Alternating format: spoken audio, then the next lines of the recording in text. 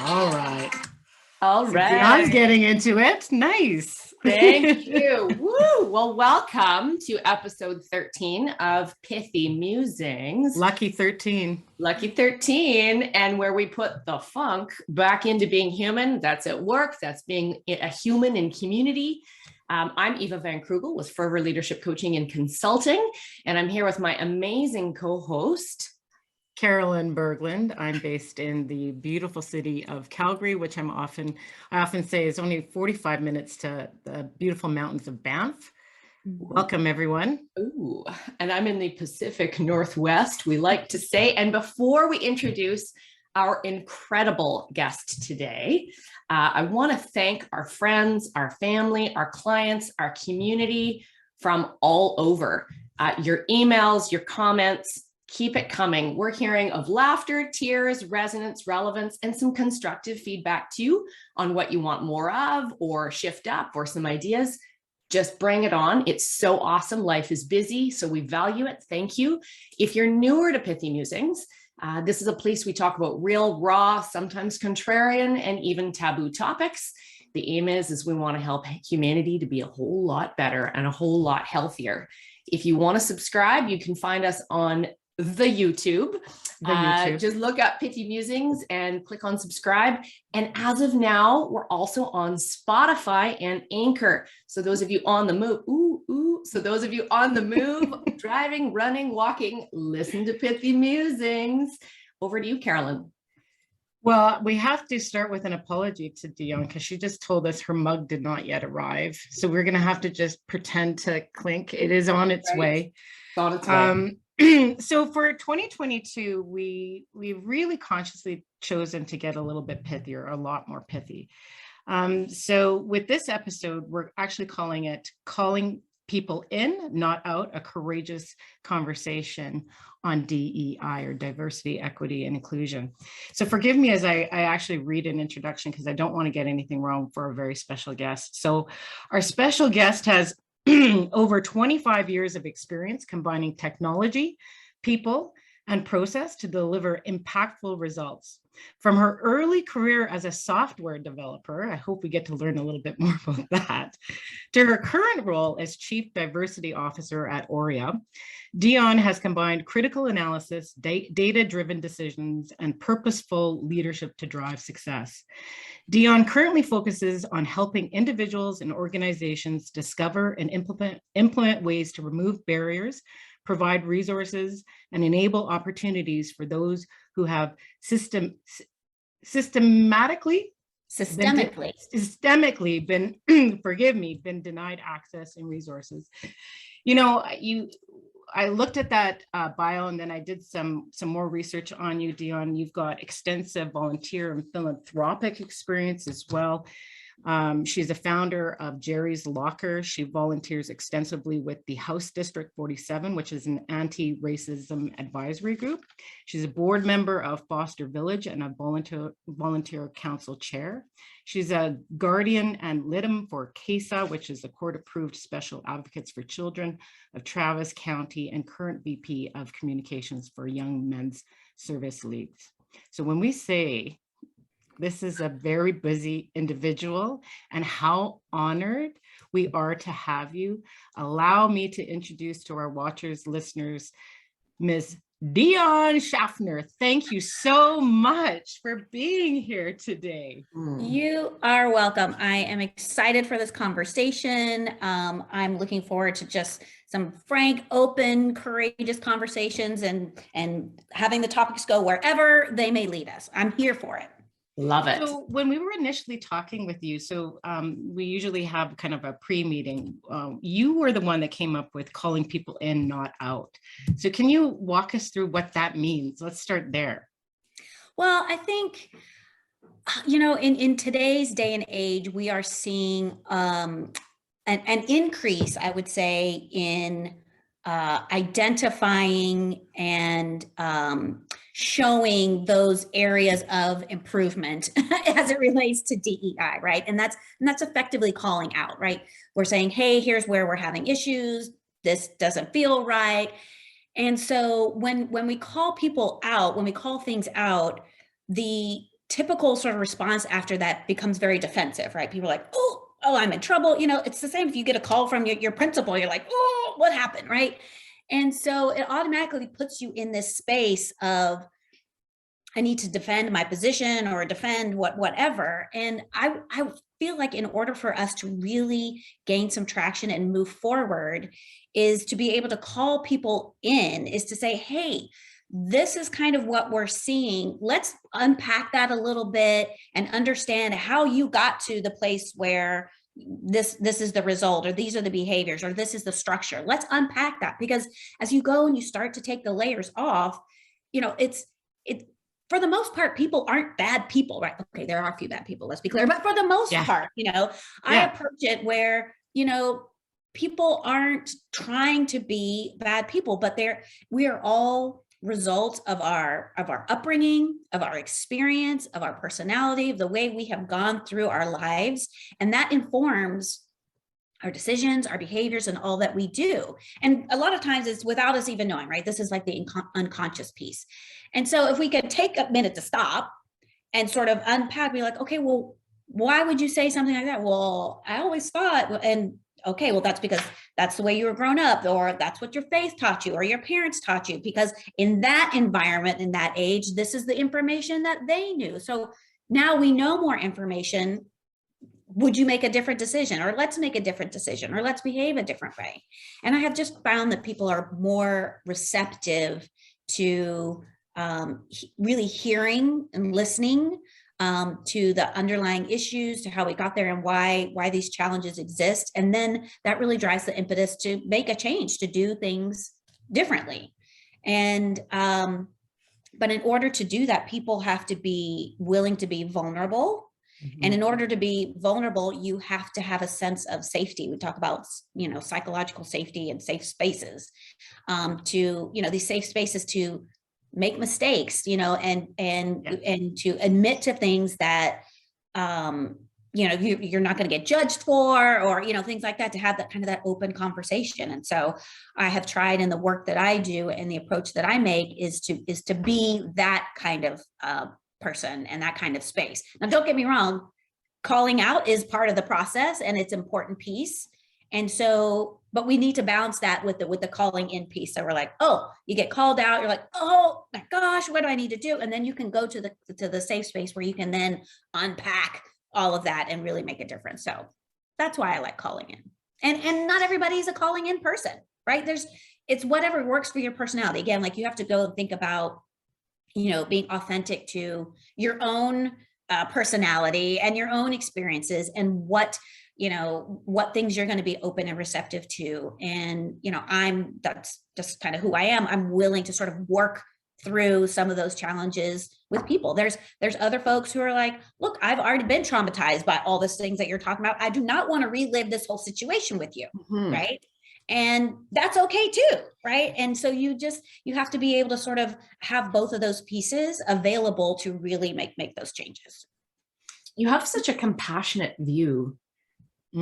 I love your compassionate view. And I think you're naming something that's really important that I really relate to, where there's been some, I've observed, maybe there's an event being planned and a conference being held, and a colleague of mine will say, I'm a person of color and I'm so tired of people asking me to sit on a panel. I'm so tired of reliving and having to do the work for everybody else. Do your own work. And I respect that boundary. I respect him using his voice. And then when we connected in with you, Dionn, you know, and not one is better or worse or good or bad. They're just different. you made a safe space for Carolyn and I to have that first conversation, to have this conversation, because we're in learning. We want to learn. We don't want to be bystanders. We want to play active roles. So thank you for that. And really curious if you like, how would you distinguish the difference between calling people in versus out? Like, is there an example to illustrate that? Because I'm hearing you say that either or is okay. Yeah, I think it's, and I think part of it is, you know, where you are in the journey also, right? Because sometimes you need to be called out in order to identify that you then need to get called in so you can figure it out, right? Because a lot of times we go about our merry way, doing the things we've always done, and don't recognize that we are, you know, inflicting harm in certain ways to certain people. And so it's you know, the call out is being, you know, your feet held to the fire about this particular incident, or this is what happened. Here's a great example. So there was an article, I think it was yesterday. The title of it was, I'm not going to name the publication because I'm not going to call them out explicitly, but I'm just going to say, the headline said, Jeff Bezos's ex-wife donates $275 million to Habitat for Humanity. And we're like, she has a name, she has an identity other than Jeff Bezos's ex-wife. Yeah. How about Mackenzie Scott donates $275 million? And so, so somebody called them out in their comments to back. They're like, hey, do better. And they were like, you're right. So sorry. And then their adjustment was Mackenzie Scott / Bezos's ex-wife. And we're like, okay, well, it's a step in the right direction, but you know, clearly we could do better. But part of that is, you know, Bezos's name provides a little more, you know, marketability, and, you know, there's some elements in there, but that was an example of that they needed to be called out so that they can sort of change the way they did it. And then, you know, you go back to thinking about, is there, you know, who was on the editorial list to approve that? Was there a woman on there? Because probably if there was, she would have been like, hey, yeah, to change this, right? And so that's when we start to think about how are our teams built? Do we have representation in various places? How can we call people into our panel to give us information on how this might reflect with particular groups, right? And so this is why things like having a diversity in your areas are important, because they're going to bring a perspective that you don't have, not because you're mean or trying to, you know, purposely put somebody down, but it's because that's not your world experience. You know, you're not used to being looked over or passed under or referred to as somebody's wife or ex-wife or whatever, right? And so it just doesn't occur to you that like that might be something that's really important. So so that to me, that was like a really recent, you know, good example of something like that. Mm-hmm. Well, I want to continue the conversation of calling in, calling out, and I also want to go into biases as well. But as I do, I would like to go into definitions, because I think, you know, DEI is being used a lot, and people don't actually think about the three words behind that: diversity, equity, inclusion. So I'd love to get your perspective in terms of, are they the same? Why are they being grouped together? And if there are any differences from your perspective. Absolutely. That's a really good point. And somebody gave me that feedback the other day. They were like, hey, because my problem is I'm so deep in it all the time, right? And so I assume everybody knows. So you're like, no, actually. So diversity is really just the characteristics of people, and that could span many things: gender identity, religion, socioeconomic background, race, ethnicity, you know, other cultural pieces, abilities, disabilities, all those things. Neurodiversity, that's a really great one that we are recognizing now that we need to make sure we include kind of in the conversation. Mental health, These are just, it's basically, the snapshot of who we are and how, and all those characteristics. So diversity is just the different ways, those different elements.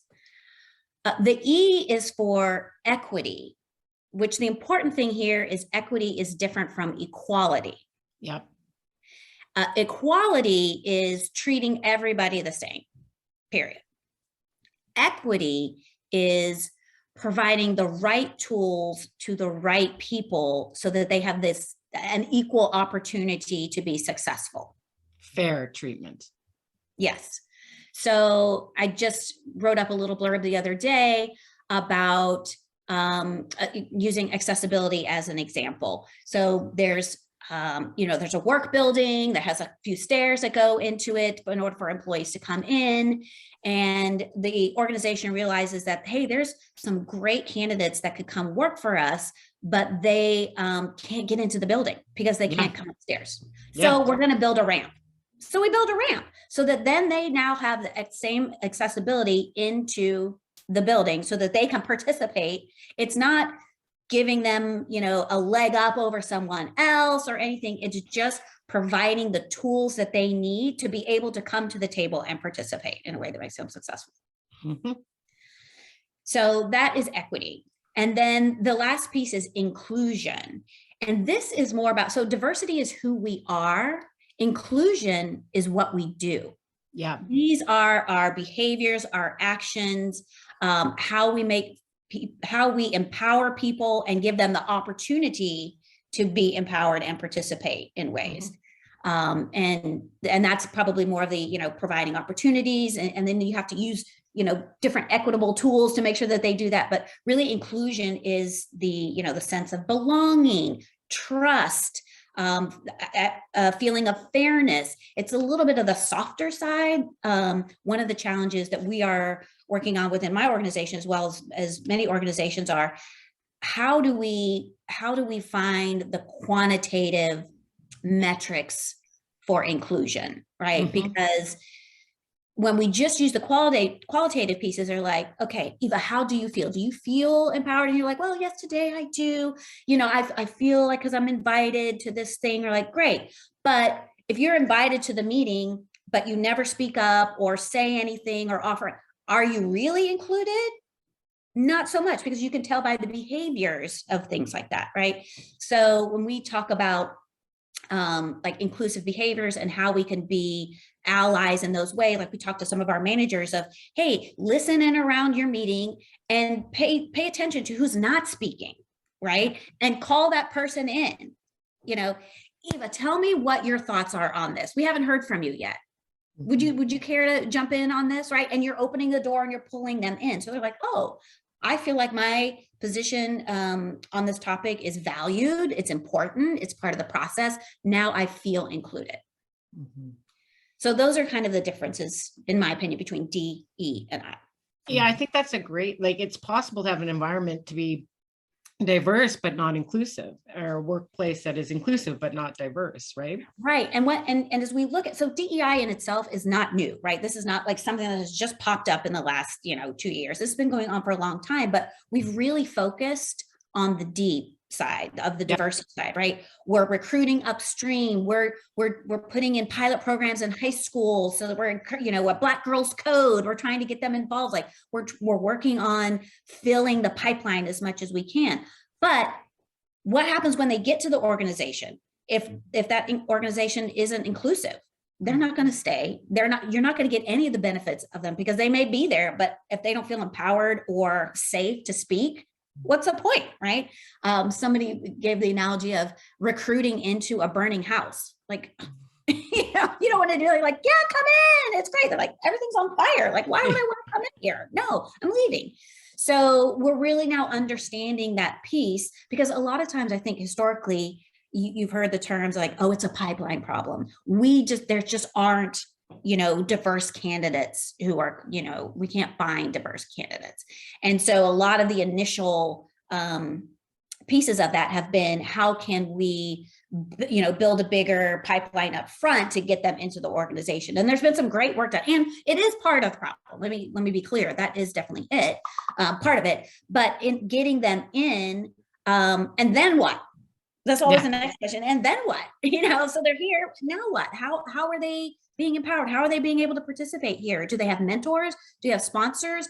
How is their, do we have the biases out of our performance evaluations or no? Or, where are all those pieces? So I really like how we're, again, shifting to this focus kind of on inclusion. And this is really where the allyship piece also shows up, because being an ally is the verb, right? This is the actions. These are our behaviors. These are what we do. And that's what drives inclusion is, allyship is tied tightly into that. So I'll go to a place of uncomfort with giving some permission. So you're talking about recruitment, right? So there are people that say, well, it's the best person for the job. It should not have anything to do with diversity in any way, whether we're talking, race or disability or ability or mental health. I've heard people say that. So what's your reaction to that? Yeah, so we call that the diversity deficiency myth, which because the underlying piece of that is saying that diverse candidates aren't as qualified. Right. Yeah. Right. I have a hard time with that. Right. And oh my gosh, let's just take a moment and talk about the Honorable Ketanji Brown Jackson and the issue. Yes. Perfect example, right? Yes. Perfect Did you watch that? I watched hours of it the other day. I had trouble watching. Like, I've tried little bits, and because it is very triggering. Like talking about refilling the trauma. Like, it's really hard. Some of the questions that the Republicans were asking of her, like, define what being a woman is. They wouldn't ask those questions to anybody else. No. And then all the questions about, restating her credentials. Well, what'd you get on the LSAT? And she's like, by the way, I've had more judicial hours than anybody sitting on the Supreme Court right now. P.S.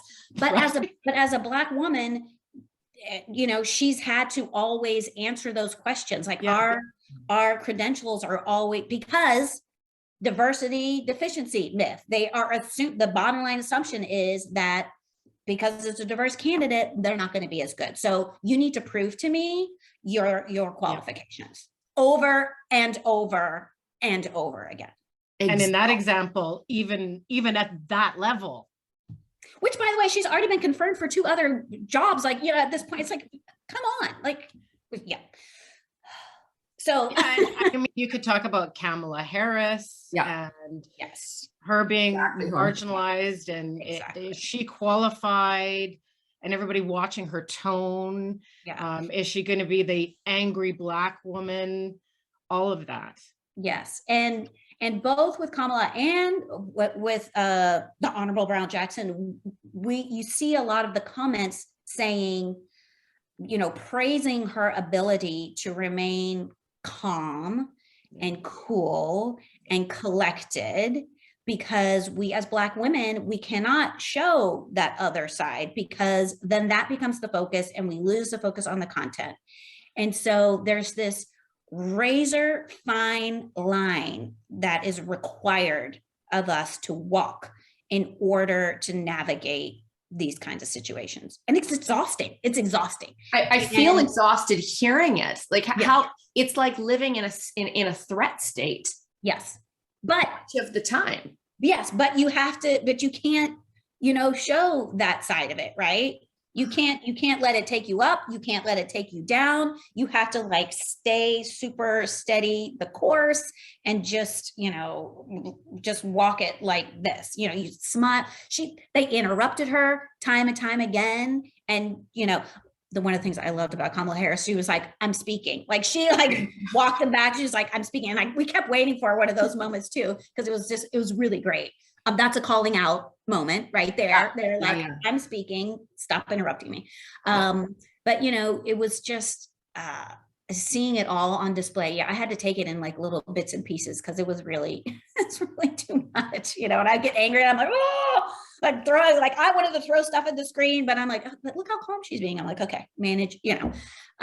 But yes, so back to your question, the diversity deficiency myth is like as you start to unpack that, you know, what is your concern about having a diverse candidate other than you don't think they're qualified, right?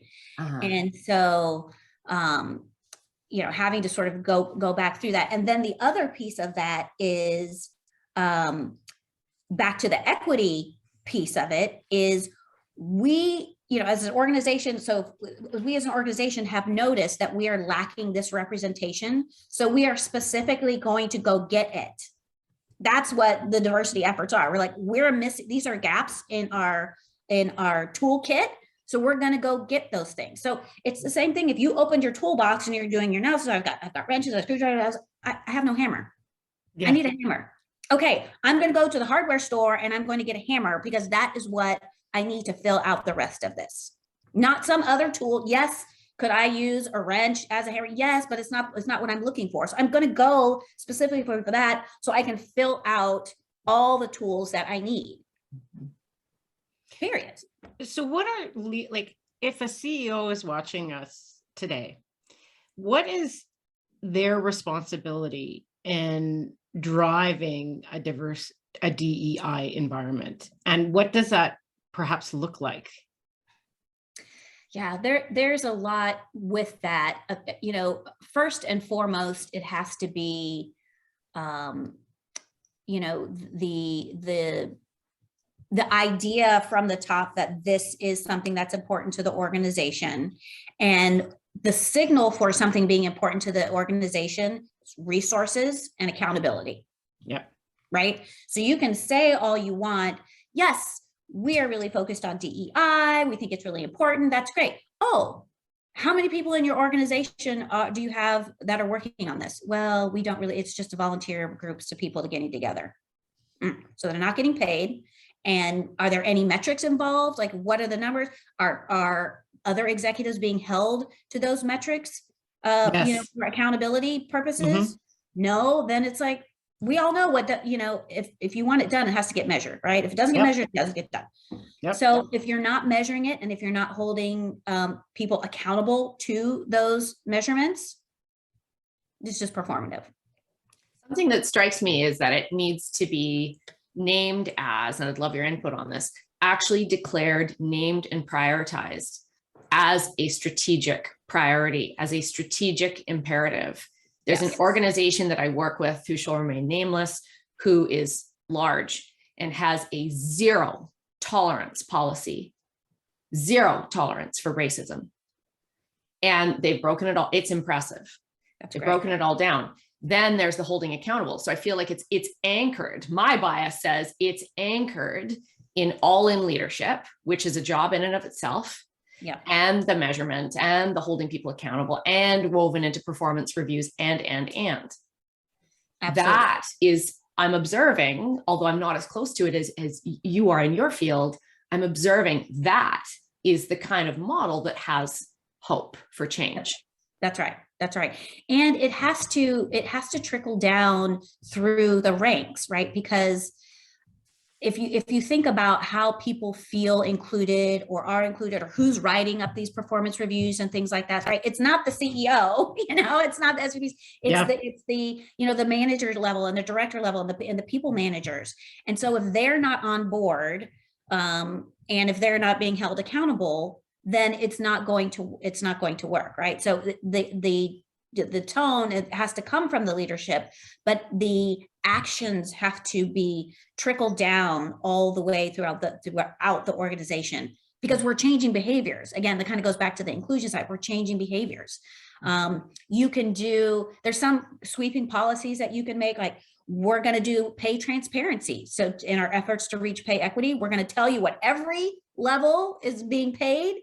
And if you're not at it, you can go have a conversation, right? And so that's like great, clear evidence, you know, metrics, measurable, accountability, got it.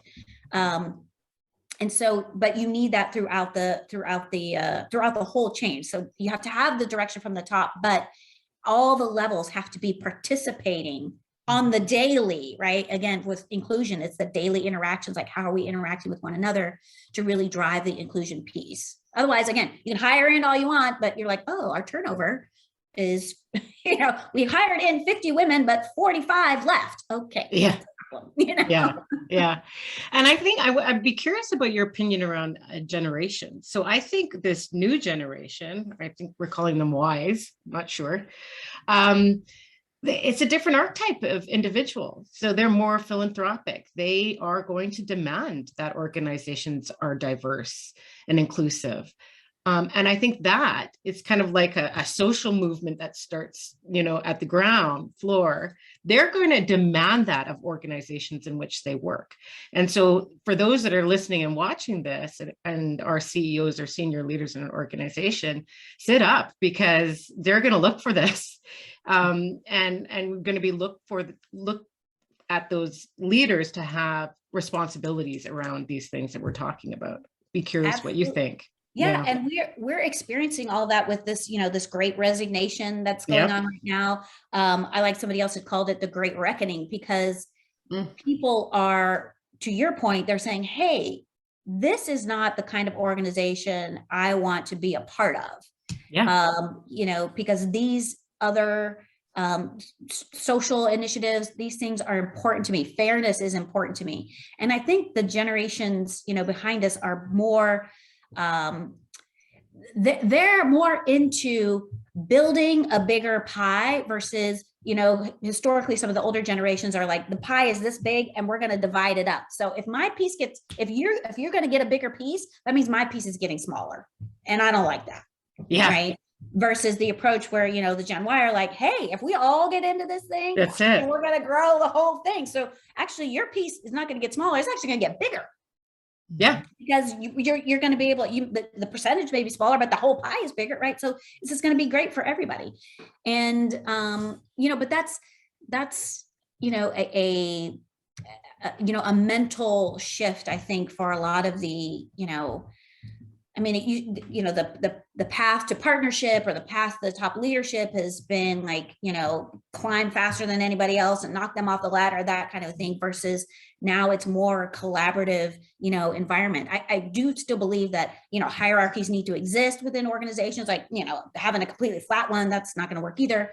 But, allowing for more, collaboration that helps everybody, do better and get better and increase and things like that, I think is what we're seeing from, the Gen Ys, and Gen Y is more, I don't have to classify the whole group, but they seem to be more open to, people and their authenticity, like just being who they are, not being so grounded in what history has told them they should be. Yeah. They're more willing to be like, no, I'm going to show up and be myself at work, right? I'm not going to put on the mask. No. Right? Whatever that would look like. Yeah. Go ahead. Well, I'm having this sort of horrible thought where I'm imagining there are some senior leaders, CEOs, execs who are saying, got no time for this. And these are my hunch is these are also some of the same leaders who are not necessarily prioritizing a people-focused culture. And are possibly saying, what's this going to do to build the business? What's this going to do to get the results in the door? Yeah. And I literally am getting goosebumps saying that, because my bias is that is so wrong. Yeah. Well, and we now have data. That show, more diverse organizations outperform their peers. We have data. We have data about more diverse organizations. We have data about having more women on your board. We have data, and, it's hard to argue with numbers. And so, and a lot of times in our conversations with our customers is that we start with, how does this tie to the business objectives? Like, why is this important to your business? Like, yes, it's the proper thing to do just as people, but recognize that businesses are businesses and they are, run to numbers and things like, great. Here's we're getting data all the time, right and left, that's clearly demonstrating these organizations who are outperforming their peers. So you can carry on your merry way, but you're going to get outperformed by somebody else. Well, we also see so much that, there's these new bodies of research that are emerging, and some work that Carolyn and I do in the space of psychological safety. I mean, some of that work is all about creating inclusion and belonging and innovation. And, innovation can mean different things for different people, different organizations, and so on. But it's like a table stake, to make inclusion and innovation happen, Absolutely. Which I think are table stakes for the future. I agree. But you have some, we'll call them more mature industries, where they've operated the same way for a long time, and the people at the top, the things that they had to do or sacrifice or the way they behave to get there, that's how they believe success will occur. And at this, stage of their personal evolution, change may be slowing, or their willingness to change may be slowing or have slowed or is not at all. And they're like, I'm not doing all this newfangled thing. I'm not calling you by whatever pronoun that's hogwash to me, right? And so I do believe that time will assist in some of that sort of process, that they'll retire. You definitely hear people of organizations having their, CEOs or leadership being asked to retire, right? Because they're just not in touch with their customer base. They're not in touch with their employee base anymore. They're just made of a different ilk, let's say, and not that they're bad people, but let's look at the sum of their experiences of their life and their life choices and what has brought them to where they are today. Mm-hmm. And for some, change at that point of their life. Yeah. Well, go ahead. See, we're all like, all the time. I want to go next. No, we've been talking a lot about organizations, which I think is interesting. But I think the other side is, and Pithy Musings really looks at not only organizations, but the personal side of one's life when we look at humanity. And so as I reflected and prepared for today's episode, I really started looking at the word bias. So implicit bias and explicit bias. So explicit bias is where you're consciously aware of your feelings and your attitudes. But I think in order to check oneself and be reflective, and one needs to go inward and look, what are some of the implicit biases?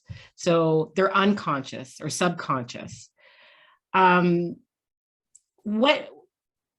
Does your work involve teaching others around the biases in which they might come to the table with? Yeah, and that's part of the unpacking piece, right? Is if and little kids are great at this, right? They always just ask why, and and they can answer everything you give a thing, and they're like, yeah, but why? Because what they're really doing is they're unpeeling, they're trying to get to the bottom of it, and that's kind of the same process with bias, right? You say, okay, well, we only want to have, people who look like me. I have an affinity bias for people who look like me, have gone to the same school, because I know they'll do well.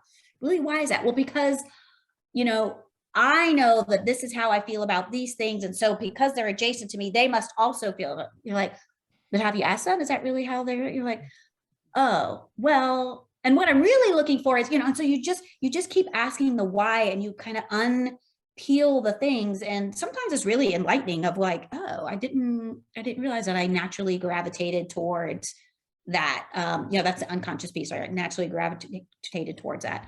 But it's, again, based on your own sort of life experiences and what you've turned out, how your own journey through your life. And so when you start to unpack of like, well, why do I believe that? But like, look, I still buy Tide. I don't even look at any other thing. Why? Because that's what my mother bought. Period. Right. I got nothing else. I don't know if it's more expensive. I don't know if it's cheaper. Right. I don't know if it's better. I don't know. That's what my mom always had. That's what we have in the house. That's what we have now. Period. Yeah. And so, sometimes I'm like, oh, maybe I should look around and see what else is unpack that a little bit. And the thing is, we use our biases. The nice word for it is like a proxy, right? We use it to estimate how we feel about something, right? And like, affinity bias or, the positive bias, things like that. We're using that as a proxy for the underlying thing. So if you could just roll back to what is the thing and then really look at that without any other, pieces around, and then you're like, okay, what am I really looking for in a detergent? Okay, well, I need something that I got 2 boys who do lots of sports, so it needs to have some like extra sports, vinegars, or things like that. I can start to unpack it. Like, well, actually, this other brand is probably better for my needs, so let me go do that. But it takes that moment to stop and reflect and say, okay, well, why did I feel that way? And then, again, no judgment. It is what it is. But just to unpack it and understand, like, okay, do I really feel that way? Or is it just because this is what I heard, this is what my church taught me, this is what my friends taught me, this has been my experience, blah, blah, blah. Just sort of unpack it that way. Yeah, an example of an implicit bias that I heard just the other day, we went up for dinner and we were in a Japanese restaurant, and there was a Japanese man and a white guy, Asian guy, sitting down about to have dinner. And the white guy said to the Japanese guy, well, can you read this? Just assuming because he's Japanese that he can read the language. So that's an example of an implicit bias. And then they had this whole conversation, and I was like, I'm really listening because I knew that we were doing this episode, but there's so many others. There's, touching people's hair that have different ethnicities. There's language assumptions, as I just talked about. There's a million of them out there. It's just, I think it's having a conversation like these two did in this restaurant, that no, just because I'm Japanese doesn't mean I know the language, right? That's right. And having these conversations. Absolutely. And there's interesting things about that too, is that, for instance, I have a friend who, her family is Mexican, and when she was growing up, her parents did not teach her Spanish, forbade them speaking Spanish in the house because they didn't want the children being, having a bias against them when they were going into the workforce, basically into the white workforce, to be closer associated with Mexican, because that had the diversity deficiency myth associated with it. And so they and now she's older, and she's like, I wish I was bilingual. Like, this would have been great. And we live in Texas. Like, it's really helpful here, and so she's having to go learn her native, the language that her parents spoke. But that was, their acknowledgement of, this is a bias that exists in the workplace. What can we do to sort of, move you away from that, so that you can exist in this other way?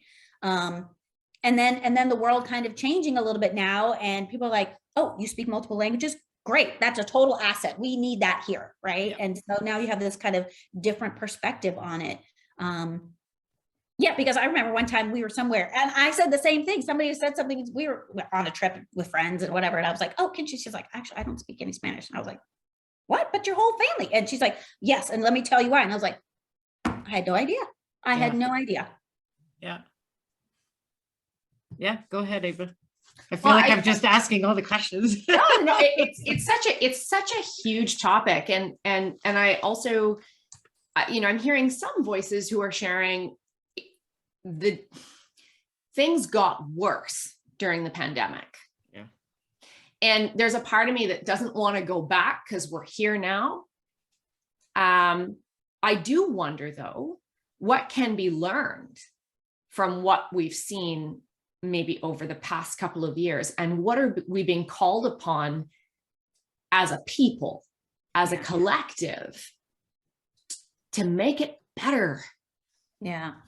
One of the interesting things about the pandemic that we saw was because of the, effective isolation, is that people's close networks grew stronger and their distant networks were, right? Everyone hunkered down. Yeah. Right. And so, which is really, in opposition of sort of inclusion and sort of like trying to get to the different places, right? So then everyone's existing in their own echo chamber, basically, right? And, in our not so distant past, there were definitely events that seemed to enable or embolden some of these biases and some of these discriminatory practices to be amplified. It's not that they didn't exist, but they were existing more in the shadows, and then people were sort of emboldened to, act upon them more grandly. I'm not sure how to accurately depict that, but you know what I'm saying? Yeah. And then with the pandemic, so now we're again sitting in these echo chambers where it's our close group, so we all have affinity, we typically have the same values and believe the same, and then that's all we're hearing, so we're like getting the positive affirmation, so this is good, right? And so now it's harder to like make these other connections because we've spent this time in the pandemic, and so we've lost through the pandemic, we lost connection, and the connections that suffered the most were our farther connections, right? So, so even in those attempts to sort of reach out to other things, when the pandemic happened, we just closed up. We literally closed borders, we closed towns, we closed all the circles, right? And so, part of growth in, DEI space is purely exposure, right? And seeing other things, learning about other things, being exposed to different, cultures and people. And when all of that shut down, it kind of, we lost a lot of that. Mm-hmm. So, where do we begin to create more connective tissue? Yeah. And I think that's one of the, the benefits of DEI being a strong strategic push through organizations, is that we're being, forced to do that now, right? If it's coming down from the organization, we're hearing it from our people, from our leaders, like this is really important. So we're having to actively go out and engage in these ways, right? It's the pandemic prohibited kind of the incidental collisions happening, right? And so now we're having to be more intentional with what we're doing and how we are embracing other groups or going out to learn about something else that we aren't aware of. So we have to be really intentional in those efforts and not just wait like, oh, well, I'm taking a class and maybe there'll be, some diverse folks in here that I'll get a chance to talk to, versus I'm going to go take a class at the Mexican embassy about Hispanic heritage. You're like, okay, you're like proactively like making a thing. So I think the intentional efforts are what are required here, especially now, especially after the pandemic. I think we each hold very diverse inner motivational environments. So if I'm in an organization and it's like a top strategic priority and I'm held accountable to work with my team and then work with their team and so on, the motivational environment may be high. Yeah. Whereas if I'm out there in the community, it's kind of side of the desk, I kind of know I should pay attention to it. Yeah, at some point I think I'm a pretty good person. There's a part of me, again, a part of me kind of wants to call bullshit and say that there's a duty to care. Empathy. There's a cost to dismissing it, to putting it on the side of the desk, to waiting until I have to care. Yeah. But Dionn, you even talked about that there's actual data out there.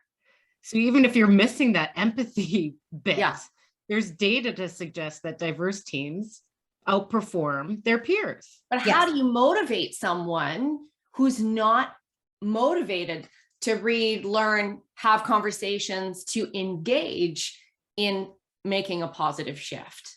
How do you motivate those people? And that's where the accountability piece is. It's like, hey, your salary is tied to hitting these diversity numbers. Guess what? They're going to be motivated. They may, and here's the thing.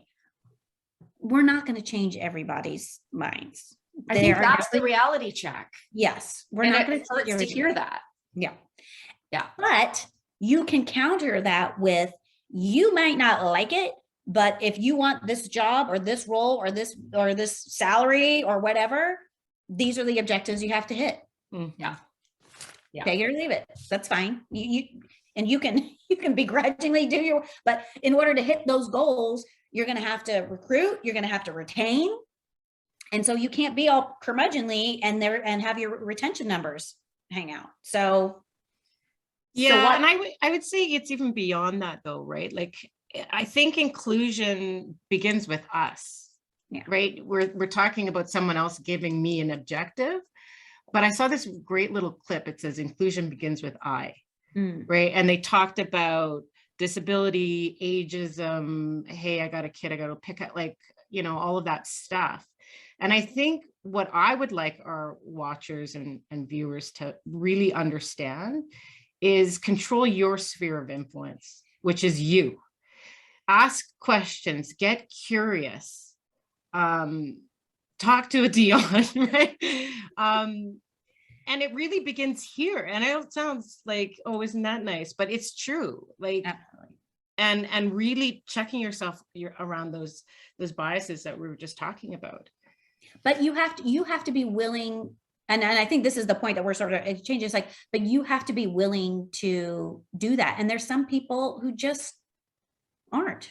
They just aren't. And I feel that the best use of our energies is to get that big bunch that's in the middle who really do want to do better. They just don't know how or where to start or what to do. And so for me, I like to focus on that group, and because there's definitely some people who I just write off. I'm like, okay, we're not going to move you. We're just not going to move you. And that's fine, because there's so many more that we can inspire and engage, to really get in and dig in, become allies, and really move the needle. We're not going to get 100% compliance. We're just not. And we're not going to change the Karens. No, we're not. Right. We're not. And part of that is, when I try to put the compassion hat on, is, there's something in that person's history and that person's experience that is prohibiting them from being vulnerable and willing to grow. Yeah. And that's kind of sad, right? It is. Yeah. I think go ahead. Yeah, I was just gonna say, and so for those people, I on the one hand, I'm like, okay, you're not going to be on the board. And the other hand, I'm like, man, that sucks. What happened to you? Like, and that's always my question. I'm like, what happened to you that this is where you're at in your life? Yes. It's really interesting. There's this bizarre example that happens. Last night, husband goes to Costco, parks the car. I'm at home working. Thanks, spouse. He comes home and he says, I just had the weirdest thing happen, and it's made me feel really unsettled. And he had parked the car. He was getting out. He's walking in the doors, and two young men yell at him and say, hey, old man, you cut us off back there. Now, for one, he didn't know that he cut anybody off. He was doing the best he could. For two, he was called an old man, shamed and he's never experienced that. So we're sitting there outside looking at the vines, the clematis, the hummingbirds, and just unpacking it. And you can see that he's sort of riled up by it. And I said, this is a really interesting moment, because how he reacted, that's his story. But I said, the automatic reaction is to for many, I can imagine, is to put someone in their place, meet anger with anger or frustration or hurt with hurt. And I just said, for one, you just experienced what it is to not be included. For the first time in a major way. And because you could see it hurt. Ageism. So I said, you just had a lived experience of what many experience all the time. And I'm not discounting this moment, but I think we should sit with that and ask ourselves, what can be learned? How do we react for good? And what is the gift in this happening that can strengthen consciousness and contribution out there in the world? And I said, what happened to these guys? What happened? They hurt. So it was this fascinating conversation. There in that moment, do you accept or shift to an alternative possibility? And there was a bit of both, but it took actually talking about it, thinking about it, and it was very powerful actually for both of us. Yeah. So That's awesome. awesome. That was a piece of it.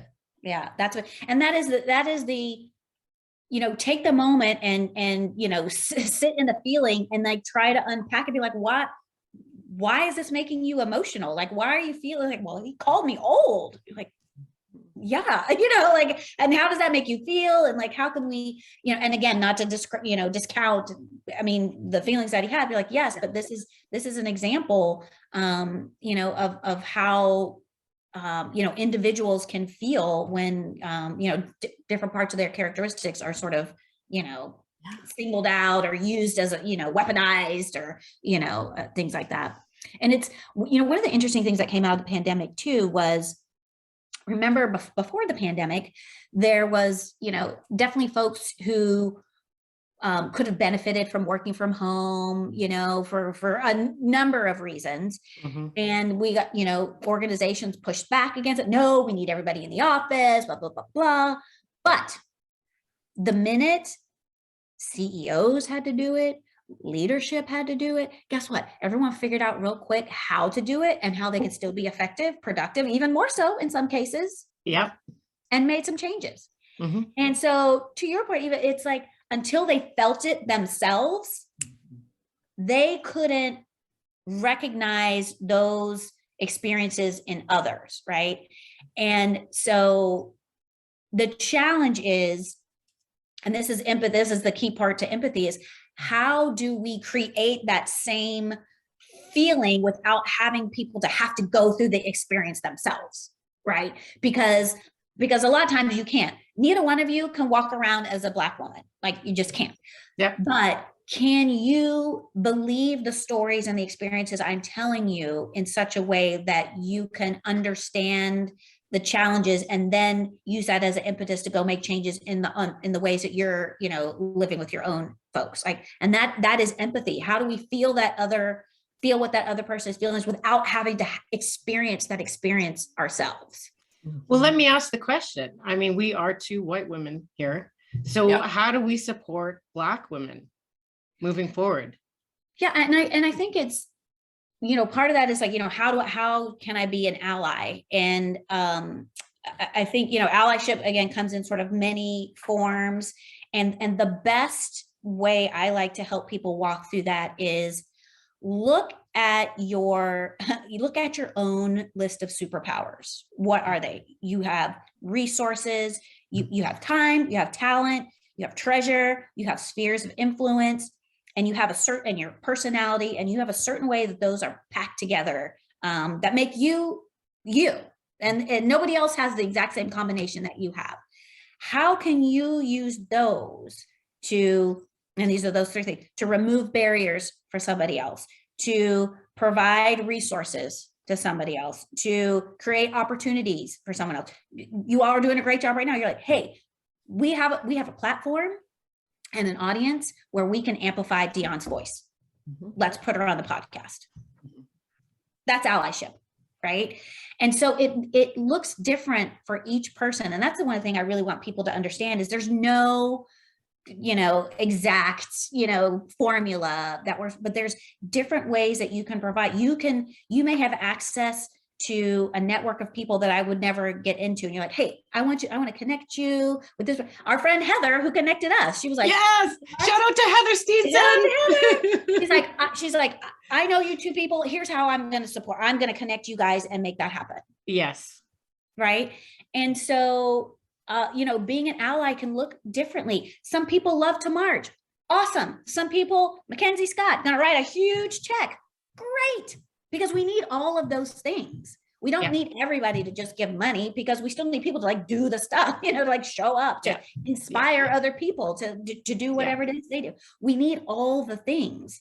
And so, being an ally is, providing educational resources, maybe the stuff that you all went and researched in preparation for this, add those list of links to, the callback, be like, hey, here's the stuff I found that I thought was really interesting. Here, let's share that. So that's kind of I have these 4 E's for inclusion. So that's educate, that's the headspace, like sharing resources and getting that figured out. Empathize, right? Listening and hearing my stories, or the stories about, watching, Kajanta Brown Jackson, and looking at that with the lens of, did you see how many times she was interrupted? Did you see how much they were questioning her credentials? Wow. Okay. What can I do differently when I go talk to somebody else? Or what can I do differently when and incorporating those things that you see and recognizing that experience, in her, and, even being supportive of like, hey, you have a Black friend, you're like, wow, the whole, I had, when the George Floyd incident came out, and there was lots, I had friends who reached out to me or just sent me flowers, or like, I know this is a tough time for you, here's some queso and some beer, I'm like, thank you. I was like, very helpful, be supportive in times where, they may be experiencing some certain feelings, and, how can you support that? And it's, sometimes that's just being a friend, like just come and sit down, or just say, hey, you may not want to talk about it right here, but just know that I'm here thinking about you. Cause that, goes a long way too. So that's sort of the empathy. And then the 30 is engage. That's the, tactical execution of ways that you can support, folks. And like Heather did today, she's like, I'm putting you two together. I'm sending an email. I'm going to make this happen. Right. Using your superpowers to, again, remove barriers, create opportunities, provide resources. That's the engage piece. And then the last E is expect. It's expect to be held accountable. Look at the results of how it went. Like, was that good? Was that received well? What should we do differently? How can we iterate on the things that we're doing to make it better next time? And then you just kind of loop back around. So it's educate, the headspace, empathize in the heart space, engage is like the body, like doing the things, and then expect is the soul. It's like the analytics, like, okay, how are my metrics? Am I managing to this? How am I going to get that together? I love that. And I love the 4 E's as well, because that's gender, that's ethnicity, that's sexual orientation, that's background, that's disability, that's culture, that's age, that's mental health. Yes. So it's a big job for each of us. I feel like I very much play that role in the disability community, as my son has, obviously, for my viewers and watchers that know, he's got a severe disability. And I take you talk about the pandemic. So we haven't really left the house because he couldn't wear a mask. Mm. So the mask restrictions in Alberta have now been lifted, and we've been taking him out. And he hasn't really been out. Like, he went to certainly gone to school, but he hasn't been out in community. And there's always little kids that stare, because oftentimes folks with severe disabilities just don't go out because it's hard. It's not only hard for the person, but it's hard for the caregiver, because what will happen is people stare. You talk about kids, right? Of course they're going to stare. Yeah, they have no filter. They're like, this is something new and different. And I'm trying to figure it out. And the beautiful thing, I think, is the younger kids don't have any notion, good filter or good, bad feelings about it. They're like, at all. That's just and you know what the problem is, though, Dionn, is the kids are beautiful. They'll come up and go, what's up with you? And then the parent will say, don't stare. And I say, no, I'll let them stare. Because by coaching your child to not stare at disability means he doesn't exist. Or He that there's something exists. wrong. It's bad. He exists. Let's ask questions. Let's do all of that. So my role in the world has been very much to do that. But as we're having this conversation, I've been pausing myself and saying, am I doing in all those other areas that we're talking about? Mm-hmm. And so it's been quite enlightening for me, Dionn. But here's the other thing too, like we can't be all things. Like, you know, there's so much work to be done. Pick your lane and crush it. You know? So if disability is your thing, because you have obviously personal experience, crush that lane. Yeah. Okay. So, I mean, because I get lots of, you know, notes and things from friends are like, oh, we really need you to support this. We need you to support that. And I'm like, okay, if I had, you know, a bazillion thousand hours, yes, I would love to, but I tend to gravitate towards the things that, you know, that I can feel like I can make an impact in, because of the way my superpower toolbox is set up, that will enable me to really support this in this way. You know, and you can add things to your toolbox, right? So if disability is something that I'm interested in, I can be like, okay, great, let me go do some research, and then I'm going to make some friends who are in this. I'm going to make some connections, and then I can start adding those things. So it's not like you can't, you know, do anything that's outside of your experience, but for the love, you can't, no one's expecting everybody to do everything. Like, and you have to give yourself some grace of, you do what you can with what you have, and you just try to be a really good person. You're never going to get it all right. You know, you need to have peace with, you know, being criticized. Like, that's going to happen because somebody's not going to be happy somewhere, and whatever, that's just going to happen. So, but don't beat yourself up because you're not the, you know, top advocate in every category. That's just impossible. That's just impossible. Right. So.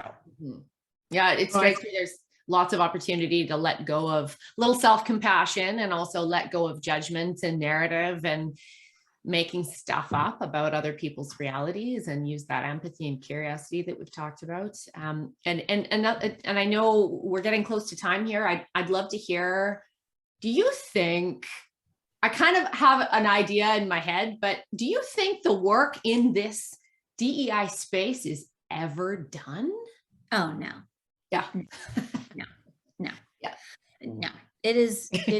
And part of it is because, I mean, even if you look at the growth we've had in the last, you know, 4 to 6 years or whatever, 5 years, look at all the experiences that we are uncovering, that finally other people are feeling empowered enough to bring their voices to, which this is the tip of the iceberg, right? So as we continue, we're going to hear about more things. We're going to understand about more things. Look at the movement around gender identity, right? Mm-hmm. Who could have predicted? Well, maybe some people could have, but, you know, I mean, because there are some cultures who have many identity already, and so, but our you know, sharing of information across the globe and across the world just uncovers different experiences, different beliefs, and those will continue to sort of change and modify. Look at our Gen Y compared to our baby boomers, right? So many things have been different, right? So I think as we evolve as people, it's going to continue to be a space. We need to be learning machines, right? We're not like, here's the code, it's done, just run it and done. It's constantly evolving. You know, my favorite quote from Angelou is like, when you know better, do better. And that's all we're going to do. When we get new information, we're going to make some changes. We're going to, 10 years from now, we may circle back to something and be like, oh no, that was hogwash. And we figured that out and that was not it. But here's where we are today. So it's just going to be constantly, you know, evolving and ongoing. And you think about,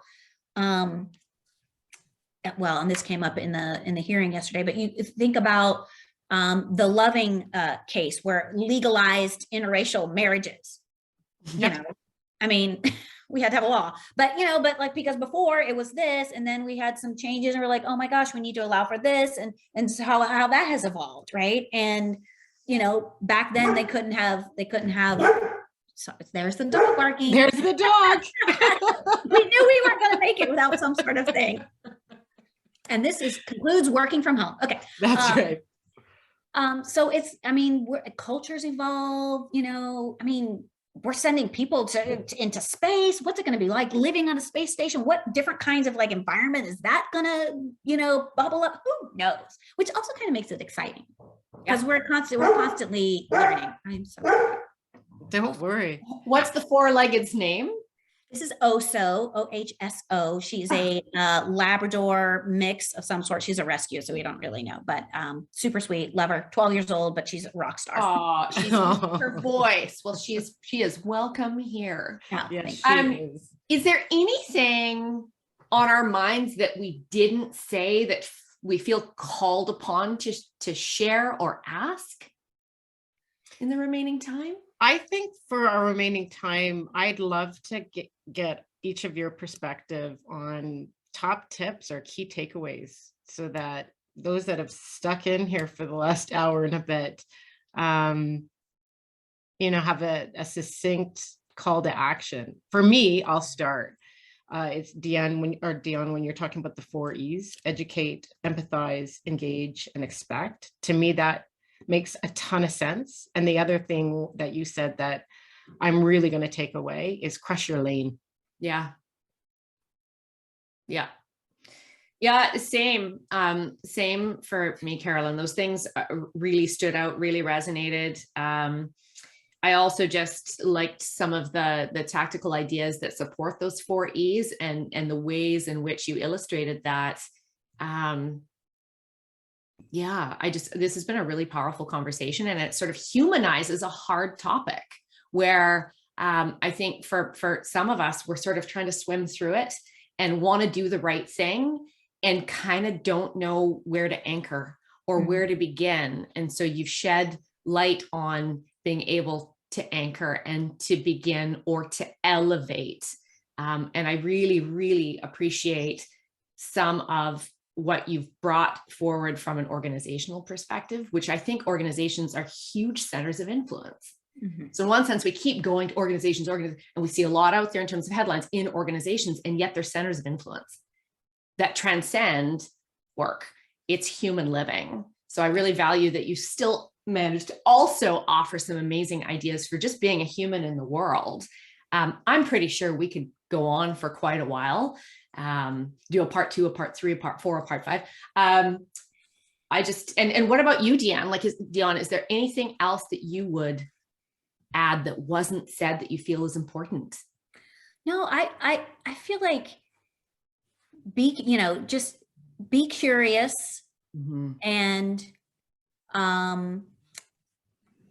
and give yourself the same empathy that you would give someone else. Like if you mess up, you mess up. If you don't know, you don't know. Just it's a process, and the way we get better is we keep trying and we keep doing, and we may stub our toe from time to time, and that's okay. Mm-hmm. That's totally okay. And we can't do everything, to your point, Caroline. We can't do everything, but find the thing that really speaks to you and do that. Yeah. And I love the point about curiosity too, because these things for any one of us can be triggering, can put us into threat state where we can act out of our integrity. So what's the opportunity? Can we get grounded? Can we let go of that judgment? Can we give ourselves self-compassion, give someone else empathy, and lead with curiosity? I feel like in almost every episode of Pithy Musings, we leave with some of those pieces, and the pieces really thread through so many topics. Before we sign off, Dionn, our last guest, Kirsten Moline, who forgot about this. Who is a trauma-informed and somatic counselor. So she has a question for you, not knowing who you are. Okay. So it's random. Okay. And then, so we'll ask the question, and then we would love for you to ask a question of our next guest. We're not going to tell you who it is. You'll find out, obviously.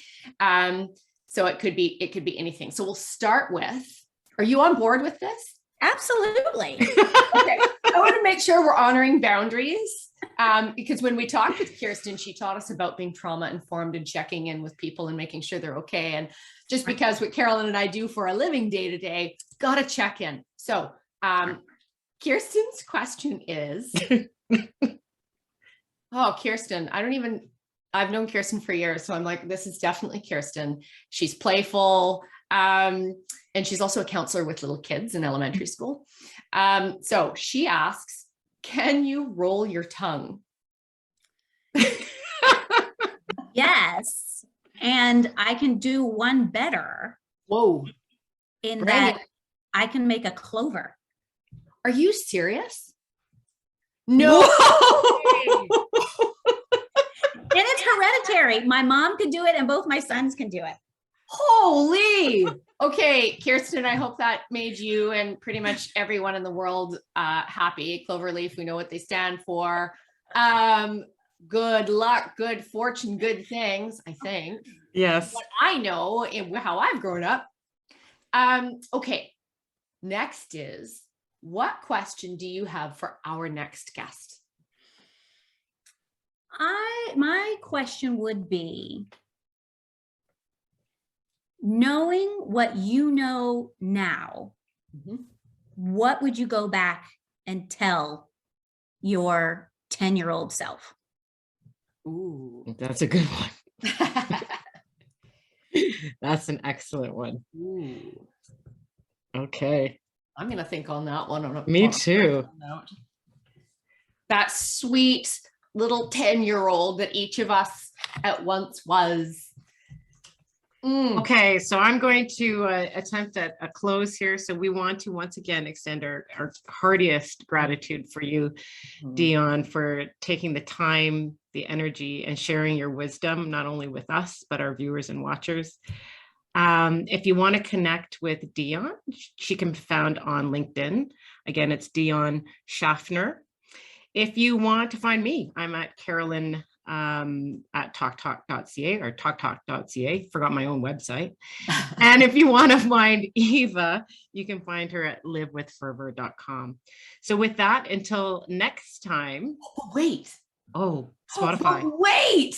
If you want a mug, because we do a mug drop every single time. If you want one, share the episode. So you can forward it wherever you like. You can share the link wherever you like.